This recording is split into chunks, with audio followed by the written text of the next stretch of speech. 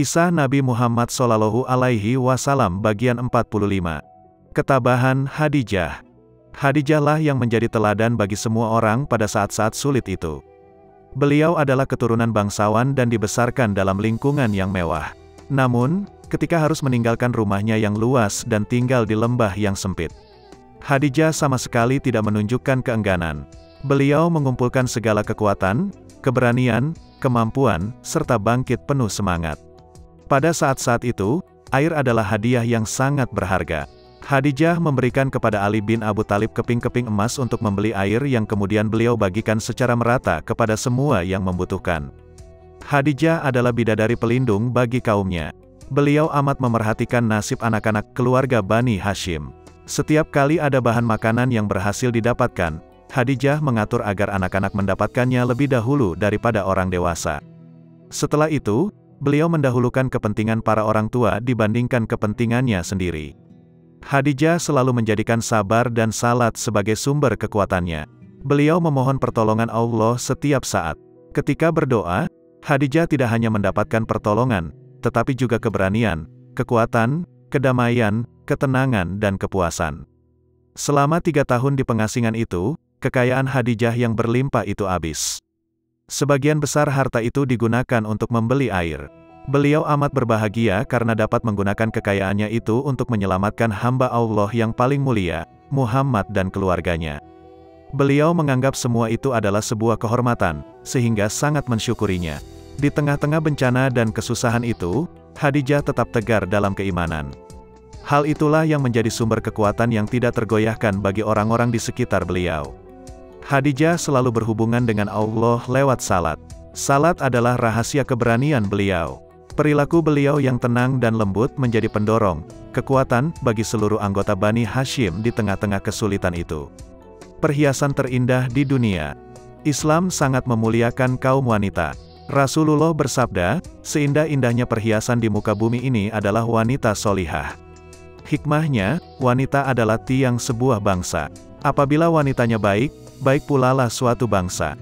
Namun, apabila wanitanya jelek, jelek pulalah bangsa itu. Harta Abu Bakar. Ketika masuk Islam, Abu Bakar memiliki harta sebanyak 50.000 dirham.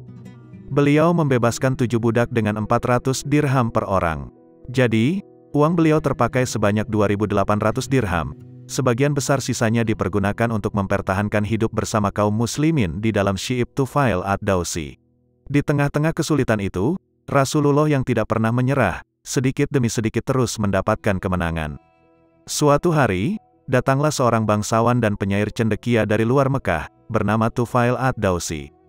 Seketika itu juga, orang-orang Quraisy memberinya peringatan, hati-hati terhadap Muhammad, jangan dengar kata-katanya. Dia telah memecah belah orang dengan keluarganya. Kami takut jika kamu mendengarnya, kaum kamu juga akan terpecah belah. Hati-hati dan jangan sekali-kali mendengarkannya. Diperingatkan seperti itu, membuat Tufail penasaran. Namun, aku adalah cendekiawan dan penyair. Aku dapat mengenal mana yang baik dan mana yang buruk. Apa salahnya kalau aku mendengarkan sendiri apa yang akan dikatakan orang itu? Jika ternyata baik akan aku terima, kalau buruk akan kutinggalkan. Setelah berpikir begitu, Tufail ad-Dawsi mengikuti Rasulullah sampai ke rumahnya. Tuan, benarkah Anda seperti dituduhkan orang? Tanya Tufail. Apa yang Anda bawa dan Anda sampaikan kepada mereka? Rasulullah menjawab pertanyaan-pertanyaan itu dan membacakan ayat-ayat Al-Quran. Hati Tufail segera luluh dan dia pun memeluk Islam. Ketika kemudian ia kembali kepada kaumnya, sebagian mereka langsung memeluk Islam, sebagian yang lain tampak ragu. Selain Tufail ada 20 orang yang diutus masyarakat beragama Nasrani untuk mencari tahu tentang Rasulullah. Begitu bertemu dan berbincang dengan beliau, mereka langsung menyambut, menerima, dan beriman kepada beliau. Orang-orang Quraisy menjadi geram dan memaki-maki mereka. Kalian ini utusan yang gagal. Kalian disuruh oleh masyarakat seagamamu mencari berita tentang orang itu. Sebelum kamu kenal benar-benar siapa dia, agama kamu sudah kamu tinggalkan dan lalu percaya saja apa yang dikatakannya. Abu Sufyan, Abu Jahal, dan Ahnas. Melihat orang-orang di luar Mekah seperti Tufail ad-Dawsi dan orang-orang Nasrani memeluk Islam, para pembesar Quraisy yang paling gigih memusuhi Rasulullah pun jadi bertanya-tanya, benarkah yang dibawa Muhammad itu benar? Diam-diam Abu Sufyan pergi pada suatu malam mendekati kediaman Rasulullah. Dia tahu Rasulullah selalu bangun malam dan membaca Al-Quran. Saat Abu Sufyan mendengar ayat-ayat Al-Quran dibacakan, begitu tenang dan damai hatinya. Suara Rasulullah yang merdu menggema di kalbunya. Fajar pun tiba dan Abu Sufyan bergegas pulang. Namun saat itu, dia memergoki Abu Jahal juga sedang mendengarkan bacaan Rasulullah.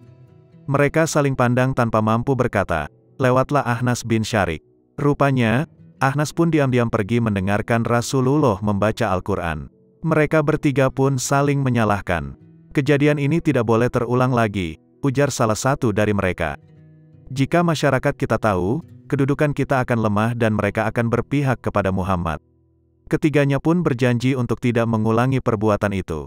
Namun, pada malam berikutnya, mereka terbawa perasaannya masing-masing seperti kemarin. Tanpa dapat menolak bisikan hati, mereka kembali ke tempat semalam dan mendengarkan ayat Al-Quran dibacakan. Hampir fajar, mereka bertemu dan saling menyalahkan lagi. Perbuatan itu terulang lagi pada malam ketiga. Ketika mereka saling bertemu pada waktu fajar, kembali mereka saling tuduh. Rasa takut kemudian timbul di hati masing-masing. Mereka takut kehilangan kedudukan jika masyarakatnya memeluk Islam.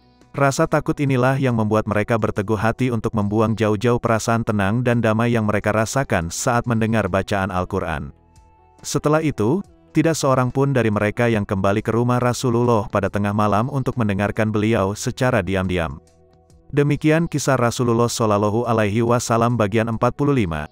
Tonton terus video lanjutannya hingga selesai supaya kita mengenal baginda Nabi Muhammad lebih dekat lagi. Semoga ini menjadi salah satu upaya pemantasan diri untuk mendapatkan syafaatnya kelak di akhirat.